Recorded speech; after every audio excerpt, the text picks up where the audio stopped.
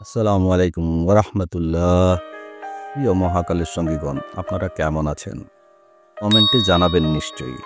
সাথে জানাবেন আজকের পর্বের অভিজ্ঞতায় আপনার উপলব্ধি কেমন ছিল।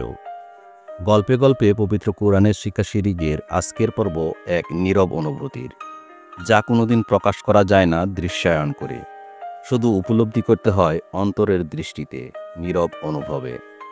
চলুন তাহলে শুনি অন্তরের চোখে দেখা হৃদয়ের অনুভবে এক জীবন্ত গল্প।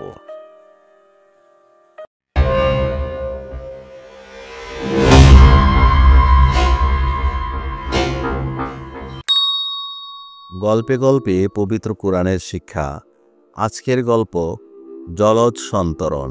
ভিত্তি সূরা বাকারা আয়াত 253 থেকে 261 অবলম্বনে। গল্প সূত্র: সব কিছু বেসে যায়, কেউ ভাসে আল্লাহর দিকে আর কেউ বেসে যায় নিজের স্রোতে। কিন্তু যারা ব্যয় করে তারা স্থিরতা পায়, কারণ তারা অন্তর দিয়ে বুঝে দিতে পারা মানে পেয়ে যাওয়া। গল্পের শুরু। মুসার বাবা বলতেন, জীবন জলের মতো, বাঘ খাবে কিন্তু এগোতেই হবে।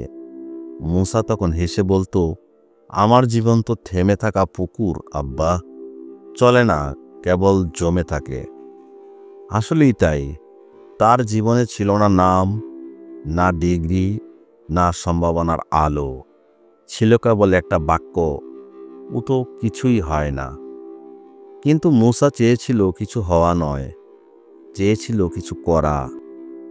ঢাকার ফুটপাতে দাঁড়িয়ে সে বিক্রি করত মোবাইলের কাভার, সাদা সেমি ফর্মাল শার্ট, কলারে প্রতিদিন জমে যেত ঘাম আর অপেক্ষা।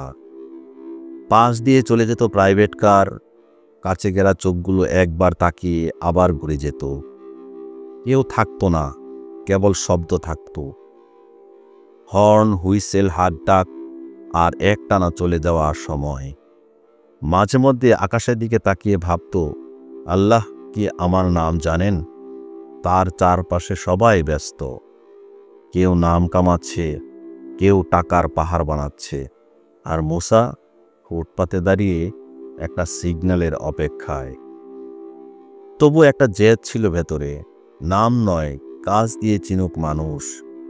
দিনে মোবাইল কাভার, রাতে ঘরে গিয়ে বই পড়া, আলমারে নিচে রাখা কোরআনের বাংলা অনুবাদটা যতটা পারা যায় বোঝা। একদিন সকালবেলা এক বৃদ্ধ এসে দাঁড়ালো তার স্টলে। চোখে ভারী চশমা, হাতে মোটা এক কোরআনের কপি। তিনি কিছু কিনলেন না, শুধু বললেন, তুমি জানো, ব্যয় করার শক্তি থাকলেও দিতে হয় না। আল্লাহর পথে ব্যয় মানে বিশ্বাস করা, তোমার কাছে যা আছে সেটাই যথেষ্ট। মুসা চুপ করে রইল। বৃদ্ধ চলে গেলেন। সেই রাতে মুসা তার ছোট্ট কাঠের বাক্স খুলল, গুনে দেখল 320 টাকা জমেছে। পরদিন সকালে সে গিয়ে এক ছিন্নমূল শিশুর জন্য একটা শীতের চাদর কিনল। চাদরটা দেওয়ার পর ছেলেটি যখন মুচকি হেসে বলল, ভাইয়া, তুমি কি ফেরেশতা? মুসার চোখে ঝাপসা হয়ে গেল। সে প্রথমবার বুঝল, কোনো আয়নার মধ্যে এমন মুখ সে কখনো দেখেনি। সেদিন রাতে কোরআনের একটা আয়াত তার বুকের ভেতরে ঢুকে পড়ল।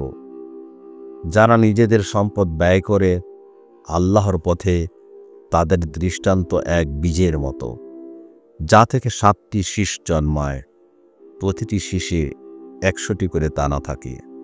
সূরা বাকারা আয়াত 261। মুসা আয়াতটা আবার পড়ল, তারপর চুপচাপ বলল, আল্লাহ, আমি বড় কিছু চাই না, আমি শুধু চাই আমার হাত যেন বীজ ছিটিয়ে যায়, তোমার মাটি, তোমার বৃষ্টি তুমি ফলিয়ে দিও। এরপর জীবন বদলায় না, তবু বদলে যায় তার দেখা চোখ। মুসা এখনো ফুটপাতে, তবু তার হৃদয় ভরে থাকে প্রতিদিন একটি করে শীষ পুঁটে ভিতরে, যেখানে এক একটা দানায় লেখা থাকে বিশ্বাস, বিনয়, সন্তুষ্টি। অর্জন নয়, অবদান।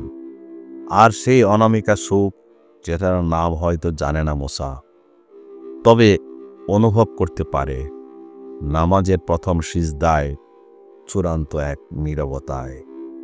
মুসা এখন জানে তার হাতই তার নৌকা, তার হৃদয়ই তার দিশারি, আর আল্লাহর সন্তুষ্টিই তার একমাত্র গন্তব্য। সালাত মানে আনুষ্ঠানিকতা নয়, সালাত মানে হৃদয়ের সেই সন্তান যে আল্লাহর কাছে নিজেকে ভাসিয়ে দেয় নির্ভরতায়, ত্যাগে, সন্তরণে। পরবর্তী পর্বের গল্প গোপন বাগান। ভিত্তি সূরা বাকারা আয়াত 262 থেকে 273 অবলম্বনে।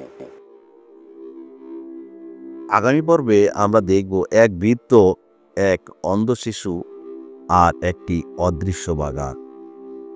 আগামী পর্বে আসছে এমন এক দানের গল্প যা দাতাও ভুলে গেছে আর গ্রহণকারী জানেও না কে তাকে দিয়েছে। তবুও একদিন সেই বাগানের পাতায় পাতায় আল্লাহর পক্ষ থেকে লেখা হয়, তোমার দান আমি গ্রহণ করেছি। সম্মানিত দর্শক, আজকের গল্পে ব্যবহৃত পবিত্র কোরআনের বিভিন্ন আয়াত হতে আমরা অনেক কিছুই জানলাম, কিন্তু জানা মানেই শেষ নয়, মানাও জরুরি। সত্য জেনেও অবহেলা করলে একসময় হৃদয় অন্ধ হয়ে যায়। আপনার প্রিয়জনকে এই ভিডিওটি পাঠান, যারা হয়তো সত্য জানে তবু দেরি করে মানতে। কমেন্টে জানান আপনার অনুভূতি কেমন ছিল। সাবস্ক্রাইব করুন মহাকালের সঙ্গী চ্যানেল, যেখানে কোরআনের আলো আপনাকে পথ দেখাবে গল্পে গল্পে। আল্লাহ আমাদের সকলকে সত্য জানার পর সেটা মানার তৌফিক দিন। আমিন। দেখা হবে পরবর্তী পর্বে পবিত্র কোরআনের আয়াতভিত্তিক শিক্ষামূলক গল্প নিয়ে, ইনশাআল্লাহ। সেই পর্যন্ত এই পর্ব থেকে আজকের মতো বিদায় নিচ্ছি। সংকলক আমি সহজ কবি। সকলের জন্য রইল আন্তরিক দোয়া ও ভালোবাসা। মহাকালের সঙ্গী হওয়ার জন্য বিনীত আরজ রেখে বিদায় নিচ্ছি। সবাই ভালো থাকবেন। আল্লাহ হাফেজ।